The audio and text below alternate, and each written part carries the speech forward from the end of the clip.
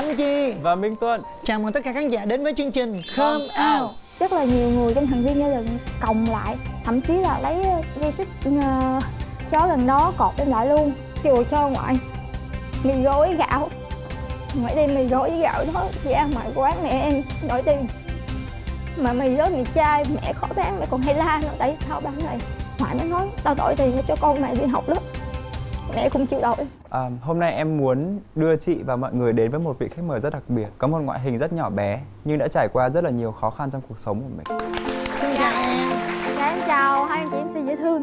Dạ em tên là Phùng Nhất An, đó là nickname thôi. Tên thiệt của em là Đỗ Thị Bích Liễu. Năm nay em bao nhiêu tuổi? Mấy anh chị đón em thử đi. Nếu mà cho chị đoán thì chắc chị nghĩ em là khoảng 18 tuổi đến 20 tuổi đổ lại thôi. Dạ em nay là 23 và gần 24 rồi.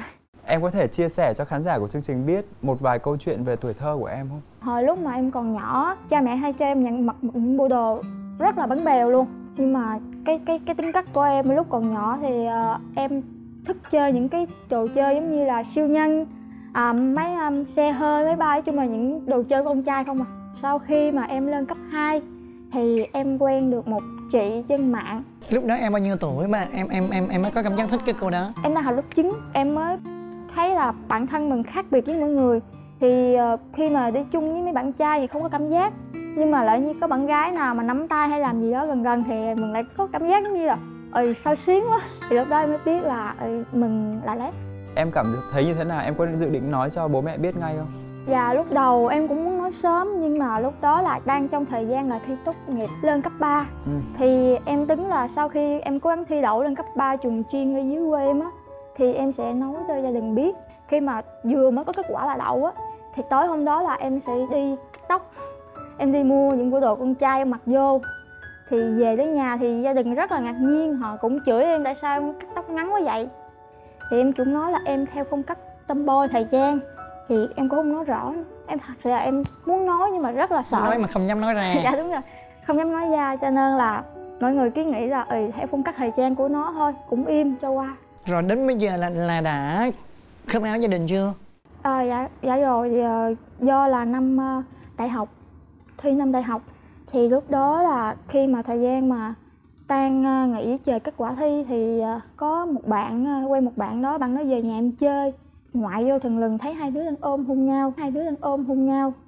Thì lúc đó là ở nhà biết? Dạ nhà biết. Cả nhà khi biết như vậy thì phản ứng của cả nhà đối với em như thế nào? Thì lúc đó là ngoại nắm em ra liền, gọi cha mẹ em, tại lúc đó cha mẹ với ngoại không ở chung. Cha mẹ em cũng gần đó rồi chạy vô, rồi người thì nắm tay nắm chân em lại. Còn bạn đó thì bị ngoại với cha mẹ chửi rất là nặng. Chửi nói là bạn đó dụ dỗ em, phá hại gia đình hạnh phúc của người ta. Thậm chí có những câu xúc phạm như là mày ôn môi, mày đừng có gây bận bì, đừng có làm con gái tao bận hoạn theo. Thì chị đó, lúc đó chị đó lớn hơn 4 tuổi, chị đó rất là dở khóc và chị đó chạy thẳng đi ra ngoài bắt xe buýt lên thành phố luôn. Em có kể là bà em và bố mẹ không ở cùng với nhau? Dạ. Em ở cùng với bà em. Tại vì từ lúc mà em còn cấp 2 á, thì gia đình em là như là không hợp với nhau, cha mẹ ở riêng, ngoại ở riêng. Còn em thì tại thật sự là em rất là yêu mến ngoại, cho nên là từ nhỏ đến lớn là em được ở với ngoại. Ở với ngoại? Dạ. Rồi sau cái vụ việc ngày hôm đấy thì gia đình em đối xử với em như thế nào? Dạ thì sau ngày hôm đó thì gia đình kìm cặp em rất là nhiều, quan sát rất là nhiều. Rất là nhiều người trong thành viên gia đình còng lại, thậm chí là lấy dây xích chó gần đó cột em lại luôn. Không biết tại sao lúc đó em mặn được vậy nữa. Nhưng mà cuối cùng em mới suy nghĩ là nếu mà em càng chống đối thì giống như họ sẽ càng kìm em hơn. Cho nên em giả vờ với con nghe lời, con sẽ bình thường lại. Lúc đó là em vào lại phòng, đóng cửa phòng lại và em nằm đó suy nghĩ. Thì lúc đó thì trong thời gian mà em nằm trong phòng thì lâu ngoại vẫn mở cửa phòng ra coi em đang làm gì đó trong đó thôi. Thì lúc đó là em quyết định là gần nửa đêm, khoảng 11 giờ là em nhắn tin với lại một đứa em kết nghĩa khi đi học chung. Và mấy cái anh mà quen trên mạng á, cũng trong giới, cũng giống như em luôn. 11 giờ đêm đó thì em bắt đầu là em trốn.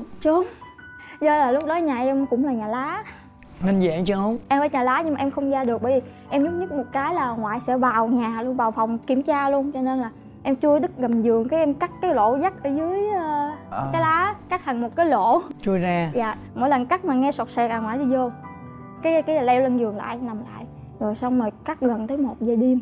Mà khi em ra được cái rào thì em suy nghĩ là nếu đây cái đường ngay mà trong ruộng á, nếu mà em đi đường chính á thì sợ là mọi người biết, cho nên em phải lội ruộng, em băng qua thẳng mấy con ruộng sừng này kia em đi ra ngoài. Em cứ nghĩ là em cũng đi sẽ không gặp ai, nhưng mà tại lúc đó thì vô tình Trang đi được em chạy hết mức có thể luôn, thì được nửa đoạn đường thì em lại gặp anh họ của em. Lúc mấy giờ khuya mà em lại gặp anh họ của 1 em? giờ khuya. 1 giờ khuya gặp anh họ. Anh hỏi em đi làm thêm, làm trong quán nước. Thì anh họ em mới dừng lại hỏi ủa sao mày đi đâu khuya quá vậy? Thì em cũng kệ. Thì anh hỏi nói ủa tao không biết là vậy luôn á. Hay mày muốn đi đâu tao chở giùm cho. Thì lúc đó anh họ em giúp em chở em tới cái chỗ hẹn với bạn. Nhưng mà tại vì em cũng sợ một lần là khi mà anh hỏi em về tới nhà sẽ kể cho ba mẹ nghe, ba mẹ của anh họ nghe thì sẽ nói là em ở đâu đó, thì em mới nói là anh chở em khúc này thôi. Rồi sau đó anh thấy em đi khúc rồi thì em mới bắt đầu là đi lại cái chỗ hẹn. Dạ, đi lại chỗ hẹn. Nhưng mà do là em hẹn mà bị lố giờ á, đi ra thì không gọi được ai hết. Mọi người đi về. Dạ, lúc đó thì thấy hơi bị sợ. Tại đây là lần đầu tiên mà em đi khuya mà đi 1-2 giờ mà ngoài đường không có bóng người. Lúc đó có một ông cũng chực cỡ tuổi ba em. Thì ông đi giống như là nhìn mặt thì có vẻ như đoán là đi làm hồ về. Nhưng mà nghe em có mùi vụ với mặt sai màu đỏ rồi, mặt đỏ lên rồi. Thì ổng nó mới hỏi em là đâu sao đứng đây? Em nói là chờ bạn. Ổng nói hay là về nhà ổng chờ đi, chừng nào bạn qua thì rước. Cái em nói không được đâu, em đứng đây được rồi. Thì ổng mới dụ em, ổng nói là coi mà em mà đứng đây lâu quá là mấy ông văn phòng á tới kiểm tra bắt lên. Thì lúc đó em mới sợ, thật sự em sợ lắm, sợ là sẽ bị bắt lại. Rồi gia đình em sẽ bắt đầu khó hơn với em mà em không trốn được lần nữa. Rồi em phải đi theo ổng. Dạ, cuối cùng em cũng phải leo xe ông đỡ em chở về nhà. Thì khi về nhà em nhìn nhà xung quanh thật sự là không có ai ở nhà, chỉ có mình ổng thôi. Ổng hỏi em ăn gì chưa, nấu em nói là ăn rồi, thì ổng cũng nói thôi ăn đi. Ổng nấu mì, em thấy ổng làm cái gì trong tô mì á, bắt đầu em thấy sợ, em nhìn xung quanh nhà như là không dọn dẹp gì hết á. Em nhìn thấy là ổng làm như lâu trong tô mì đúng dạ, không? Đúng rồi. Em mới nghi ngờ.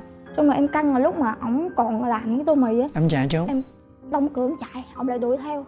Nhưng mà hơn là em chạy nhanh hơn. Ổng không kịp lấy xe, ổng chạy theo mà chạy chậm, chạy khuất vô hẻm. Thì hơn cái em vừa gọi lại nhỏ em cái Nghĩa đó, nó bắt nghe báo. điện thoại. Và nó hỏi em mà đang ở đâu, nó quay rước. Thì hôm đó là được nó rước về nhà ngủ hết một đêm. Nhỏ em đó chở em đi ra bến, bắt xe buýt lên gặp cái anh trong giới. Rồi anh mới dẫn em đi kiếm chỗ ở rồi kiếm việc làm. Nhưng mà anh cũng có công việc, ông đó anh đang đi học nữa. Anh không có thời gian, anh đang ở gia đình và gia đình anh cũng rất là khó, anh cũng không có ao gia đình nữa. Nên anh mới nói là anh sẽ nhờ một anh khác trong giới. Tại anh đó là được tự do rồi, đi làm riêng rồi, tự lập rồi. Em sẽ ở kế anh đó một thời gian, việc làm em cũng đi kiếm từ từ. Nhưng mà có lẽ như là cái thời gian năm đó thì có lẽ như em đi làm, xin làm, đi bộ suốt ngày trời thì sáng tới chiều, dường như là cả gần 2 tuần em không tìm được việc nào. Mặc dù cái bạn á, tùy công việc bán vé số hay là phục vụ quán, bất cứ công việc gì bây giờ em là vô sao xin. em không xin được? Em không biết người ta nữa. không nhận hả hay sao? Mỗi lần thấy cái bạn là còn đang tuyển gì đó em đều vô xin hết. Người ta nói là sao? Người ta nói là bên anh đủ người rồi gì đó. Cái nói là đủ người rồi. Người ta thấy người ta không nhận. Em quyết định bỏ trốn sau khi bị gia đình phản đối.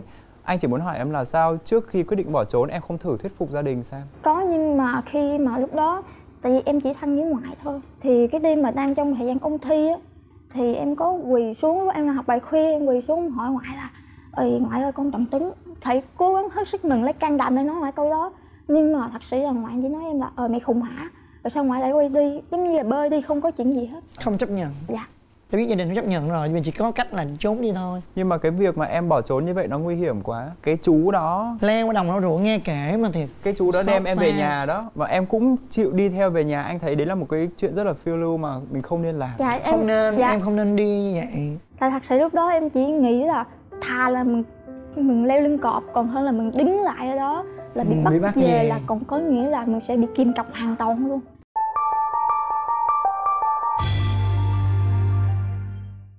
Rồi sau khi em lên đến thành phố Hồ Chí Minh rồi, em kiếm sống như thế nào? Bao nhiêu tuổi?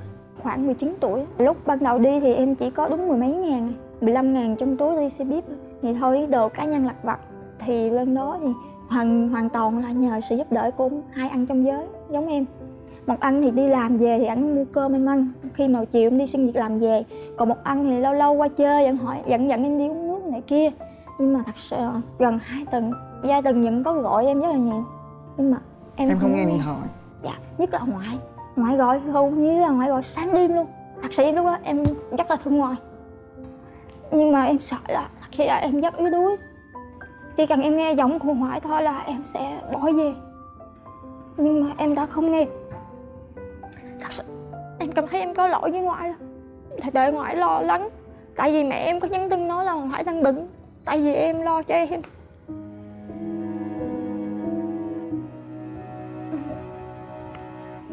Nhưng mà em đã quyết tâm trong vòng 2 tuần, nhưng mà trong 2 tuần đó em không kiếm được việc làm. Tới khi mà em kiếm được việc làm á, vụ trong chợ Hạnh Năm Thay gần Gò Vấp thì là người ta trả công là 50.000 một ngày, một đêm. Em làm từ 3 giờ chiều cho tới 11 giờ. Khi mà em có được việc làm thì em cũng an tâm hơn, là sợ là nghĩ là ngoại sẽ không la nữa. Thì lúc đó em mới dám bắt điện thoại nghe. Rồi câu đầu tiên ngoại nói với em là gì? Ngoại nói là con đang làm gì, ăn uống chưa, con có đi làm gì không, có đủ tiền ăn không, hay là con đi theo con đem thẻ ATM không. Ngoại không có nhiều, nhưng mà ngoại mỗi tuần á ngoại chuyển cho con 100.000 để con ăn mì uống nước. Thật sự lúc đó là sau lần đó thật sự ngoại em không có nhiều tiền, cái mỗi tuần là ngoại chuyển đúng 100.000 em ra rút thẻ để em chỉ để là duy trì trong việc đi lại này kia trong thời gian đi làm thôi, tại vì người ta cũng phát lương ngày cho mình. Nhưng mà sau làm nó cũng được gần tháng thì thật sự là lương không đủ sống.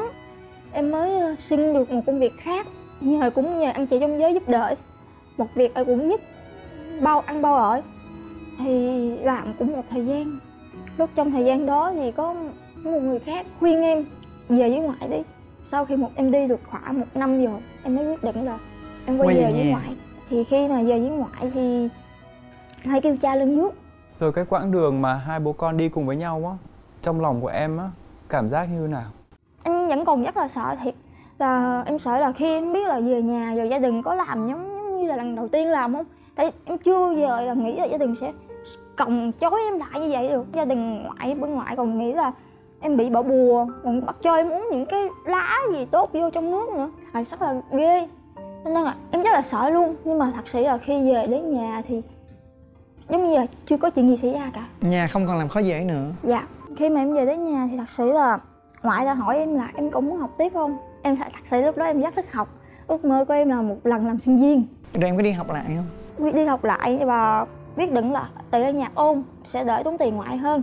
Khi mà thi lại thì thật sự em đậu đại học. Ngoại cũng nói là ngoại sẽ lo cho em ngày kia, khi thiếu thốn thì kêu cha mẹ phụ. Nhưng mà khi đến ngày đóng học phí, cha mẹ không phụ. Cha mẹ không chấp nhận việc học của em. Cha mẹ có nói với ngoại là chỉ khi nào mà em làm cái bình thường, cha mẹ mới chịu đứng đơn ra để vay tiền cho em học. Không có tiền đến tiền học thì phải vay tiền nhà nước, nhưng mà muốn vay phải có chữ ký của cha mẹ. Tại cha mẹ mình còn sống mà, ngoại phải chạy đi mượn người này mượn người kia đóng. Nhưng mà thật sự chỉ có phân nửa thôi. Thì bao nhiêu tiền mà không lúc đó có chỉ đâu? có 3,5 triệu thôi. 3,5 triệu cho em học 1 năm á hả? Dạ là tống tiền mới vô. Nhưng mà ngoại chỉ có được kiếm đi mượn được có 1 triệu à. Ông ngoại cũng hy sinh nữa. Lúc đó ông ngoại cũng còn. Ông ngoại hy sinh, ông ngoại nói ông ngoại hay là đem cây mai ông ngoại trồng mấy năm rồi đi bán đi. Lúc đó cây mai bán cũng có giá. Bán cây mai bán chỉ bán gấp người ta thì người ta ép giá cũng được có 700.000. Rồi thậm chí là 2 con chó con mới sinh về cũng bán, mỗi con chỉ có 50.000 cũng bán. Dù như là ngoại gom hết mỗi thứ bán. Cây cả mà em thấy là chùa cho ngoại mì gói gạo. Ngoại đem mì gói với gạo đó ra ngoài quán mẹ em bán tạp hóa đổi tiền. Mà mì đó mì chai mẹ khó bán, mẹ còn hay la nữa tại sao bán này. Ngoại mới nói tao đổi tiền cho con mày đi học đó. Mẹ không chịu đổi. Lấy từng đồng nhỏ gom góp lại thì vừa đủ đóng tiền học phí. Lúc đó em suy nghĩ hay là con ngừng đi. Ngoại hỏi tại sao. Dù bây giờ con đủ tiền đóng học phí, nhưng mà khi lên đó bây giờ con không có đồ gì nhiều, đi học mặc đồ phải đàng hoàng, quần áo rồi sách vở, nhà trọ nhiều lắm, không phải là tiền học phí không. Thôi nên con quyết định là ngừng, con sẽ đi làm để dành tiền, năm sau con học lại. Cuối cùng em đã ngừng và đi làm công nhân ở quê gần 1 năm. Sau khi mà sự việc đó xảy ra thì gia đình em không còn quan tâm em nữa, cảm thấy cha mẹ không quan tâm như trước, không có ngó ngàng gì em. Cho nên là trong thời gian đó, mặc dù đi làm, cái làm về là chiều lại đi chơi, cho nên đi suốt 1 năm là em làm dường như không có dư. Lúc đó thì em lại gọi nhờ bạn thân nhất của em ra. Khi đi học hay khi đi làm bất cứ chuyện gì, khi buồn em lại gọi bạn ấy ra. Tại thật sự bạn ấy rất là chững chạc. Thì nhờ bạn em mới nói, nếu như mà mày đi học á, mày kiếm đủ tiền mày đi học cái chăng nữa suốt 4 năm thì cầm cái bằng ra rồi, chắc gì mày có việc làm. Mày bây giờ muốn xin việc làm đâu phải dễ. Sau khi mà quyết định ngừng á thì em không ở dưới quê nữa, em bắt đầu lên phố làm nhiều việc khác hơn. Hôm nay thì chương trình có mời người bạn ấy đến đây, là một người bạn đã đồng hành với rất nhiều giai đoạn trong cuộc sống của An. Chào anh chị. Dạ, em tên là Võ Ngọc Tường Vân, em 23 tuổi, em đến từ Long An và hiện tại em vừa tốt nghiệp đại học. Hai người là thân với nhau từ bé đến lớn. Bắt đầu từ khi mà học chung mà từ năm lớp 9 tới năm lớp 12 rồi cho tới bây giờ luôn. Thì khi mà Vân nghe An thổ lộ về giới tính thật của bản thân mình, cảm giác của em như thế nào? Bắt đầu khi mà quen An á là em đã ngờ ngợ bạn là... Đã nghi ngờ rồi đúng không? Dạ đúng rồi. Cho nên là đối với em khi mà bạn bắt đầu cắt tóc ngắn rồi ăn mặc giống như một người con trai, em không bất ngờ. Dạ, em thấy chuyện đó rất là bình thường. Thật sự thì cái giai đoạn mà từ khi tụi em tốt nghiệp lớp 12 cho tới khoảng 1 năm sau đó nữa thì tụi em hoàn toàn mất liên lạc với nhau. Chuyện mà An bỏ nhà đi là sau này em mới biết. Thì em cảm thấy là sao mà mình có một cái người bạn nó có cái hoàn cảnh như vậy. Thương thì thương lắm, nhưng mà thực chất là lúc đó xét về vật chất thì em vẫn đang đi học, em cũng không có lo cho bạn được nhiều. Chỉ là những cái lúc mà hẹn gặp nhau em có thể là hỏi mày ăn gì không, tao mua cho, rồi như bình thường thôi. Hai đứa hay chạy xe vòng vòng nói chuyện vậy đó.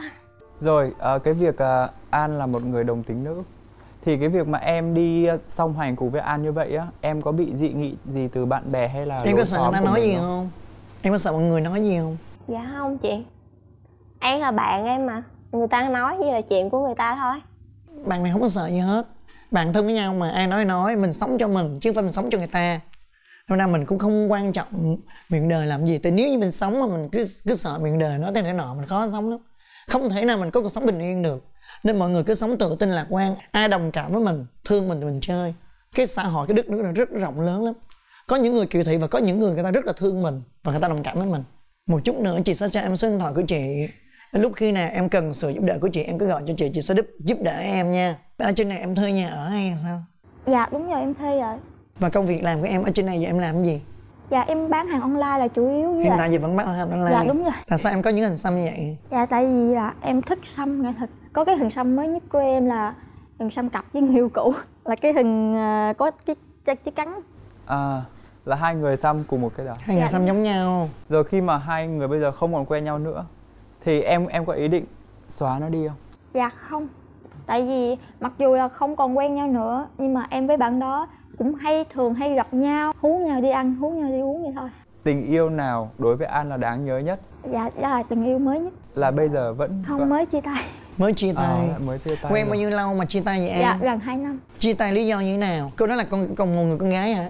Ai yêu người con gái? Dạ không, bạn đó cũng trong giới. Trong giới luôn. Dạ. Hai đứa cũng đang hạnh phúc với nhau nhưng mà do công việc. Trong thật em cũng mới ổn định công việc thời gian gần đây thôi. Trước đó thì là cũng do kinh tế. Dạ. Mà hai người phải chia tay với nhau. Vậy anh muốn hỏi là gu bạn gái của An là như nào? Em thích quen những người lớn tuổi hơn em, chững chạc hơn. Nhưng mà thật sự là những người em hay quen thì không biết tại sao số phận để đưa thì quen toàn là người nhỏ tuổi hơn em thôi. Bây giờ bản thân em có mơ ước gì cho mình hoặc là những người xung quanh mình không? Ước mơ của em là vẫn là một lần muốn làm sinh viên. Em nghĩ nhưng mà cái này thì để từ từ đi. Khi nào ổn rồi em sẽ đi học lại. Em thích học nghề gì? Em thích nhất là học ngành diễn. Diễn xuất. Dạ đúng diễn viên. Còn cái hai em là em rất thích bên cái ngành nghệ thuật, cho nên là em có lập một cái nhóm làm phim nhỏ. Cũng có làm vài bộ rồi nhưng mà thành công thì không có gì nhiều. Nhưng mà hôm nay em có đem đến một cái gì đó để giới thiệu cho chương trình không? Dạ có, một cái đoạn ngắn của phim mà nhóm em cùng nhau làm. Tao thấy á, Nguyên á, ngày nào nó cũng qua đây á, nấu ăn cho mày. Chắc là nó thương mày thiệt á. Mày thì sao? Tao hả? Thương thì thương theo kiểu bạn bè. Thương thì chưa. Mày đừng để cho người ta hiểu lầm. Hiểu làm gì, tôi thấy cứ vui vẻ vậy không tốt sao? Mày lúc nào cũng buồn buồn như vậy, tao bó tay rồi. Anh Tuấn.